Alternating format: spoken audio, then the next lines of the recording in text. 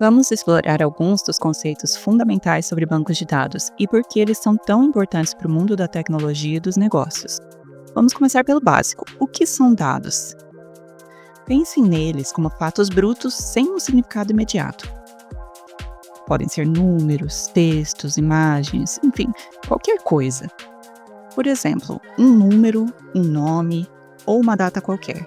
Eles são dados isolados, sem um significado específico. Agora imagine que pegamos esses dados brutos e organizamos eles dando um contexto. Por exemplo, o cliente João realizou 71 Pix em 2024, ou a conta do cliente foi aberta em 27 de outubro de 1999. Os dados brutos se transformaram em informações. As informações respondem a perguntas específicas e nos ajudam a entender os fatos. Qual o objetivo final de tudo isso? O principal objetivo é transformar as informações em inteligência de negócios e usar esses insights para a tomada de decisão estratégica. Se a informação não gerar inteligência para o negócio, o nosso trabalho com os dados não tem relevância nenhuma. Pronto, agora que já conhecemos alguns dos princípios básicos dos dados, podemos entender melhor o que é um banco de dados. Imagine uma biblioteca imensa, com estante após estante de livros. Cada estante é identificada com um gênero literário e os livros estão dispostos por autor em ordem alfabética. Cada livro pode ter centenas de páginas. Todos os livros estão catalogados, então, se você precisar de algum específico, pode encontrá-lo facilmente. Percebeu que a organização e a documentação dessa sistematização são a chave aqui, né? Um banco de dados é como uma biblioteca, um sistema organizado que armazena informações de forma estruturada, permitindo que a gente acesse e gerencie esses dados de maneira eficiente. Dentro de um banco de dados, trabalhamos com entidades ou tabelas. Cada tabela representa elementos do mundo real sobre o qual queremos guardar informações. Por exemplo, num contexto de negócio, um cliente reside em uma cidade que fica em determinado estado.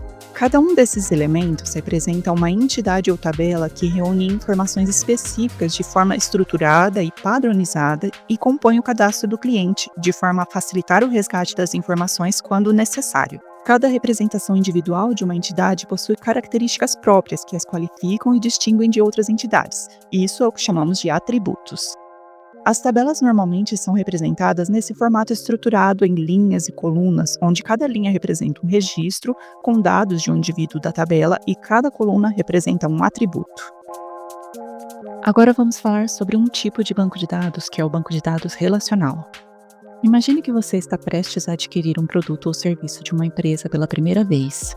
Antes de concretizar a venda, o atendente solicita seu documento pessoal e uma série de informações a seu respeito. Essas informações são cuidadosamente inseridas no sistema da empresa. Por trás desse sistema, existe um banco de dados que recebe as informações e armazena em tabelas, de modo a garantir a recuperação desses dados a cada futura interação sua com a empresa. Essa é precisamente a função do banco de dados relacional.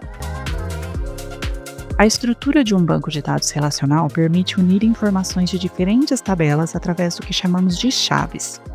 Essas chaves identificam registros únicos na tabela de origem, mas que podem apresentar várias ocorrências nas tabelas de destino. Os elementos de um banco de dados relacional são os objetos ou tabelas que compõem esses bancos de dados, os atributos desses objetos e os relacionamentos entre eles. Vamos imaginar um sistema de cadastro de clientes de um negócio onde temos 3 tabelas. Cada uma delas é um objeto no nosso banco de dados. Essas tabelas têm atributos que reúnem as características específicas de cada registro individual. E por fim, temos os relacionamentos. Logo de cara, podemos ver que o código da cidade se repete em 2 tabelas, clientes e cidades. A nomenclatura dos atributos nem sempre é exatamente igual, mas isso já é um indício de que há um relacionamento entre elas. O mesmo acontece com o código do estado, que liga as tabelas cidade e estado. Esses atributos são o que chamamos de chaves. As chaves permitem identificar um registro ou diferenciar cada um deles. Elas facilitam a localização de dados específicos e também permitem estabelecer um relacionamento entre as tabelas.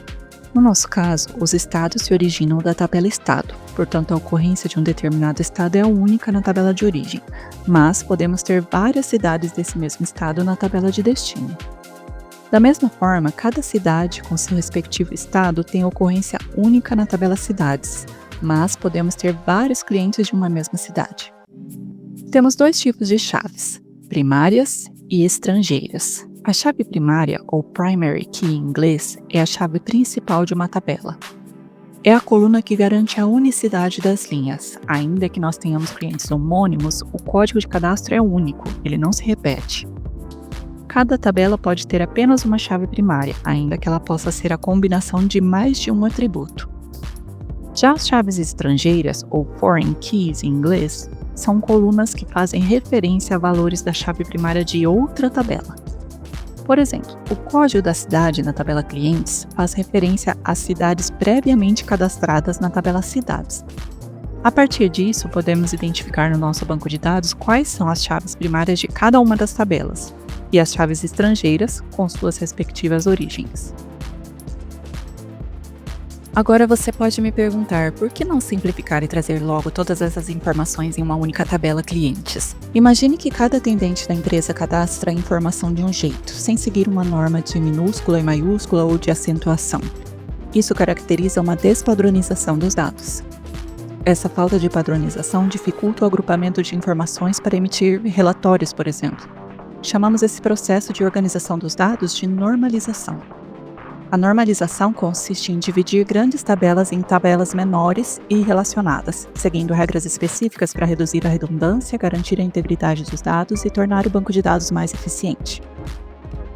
Dessa forma, temos a certeza de que cada cidade foi previamente cadastrada na tabela correspondente, conforme os padrões estabelecidos, assim como os estados.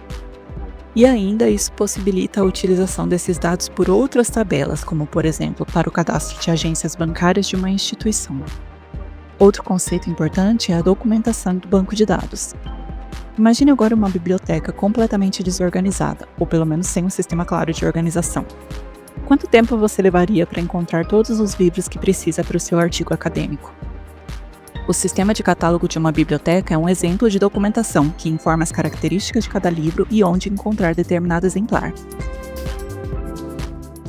Esse é um exemplo de documentação que traz as informações descritivas da finalidade da tabela, bem como de cada um de seus atributos, tais como nome do campo, descrição dos dados contidos neles, referências de chave primária ou estrangeira com a indicação da tabela de origem, dentre outras informações.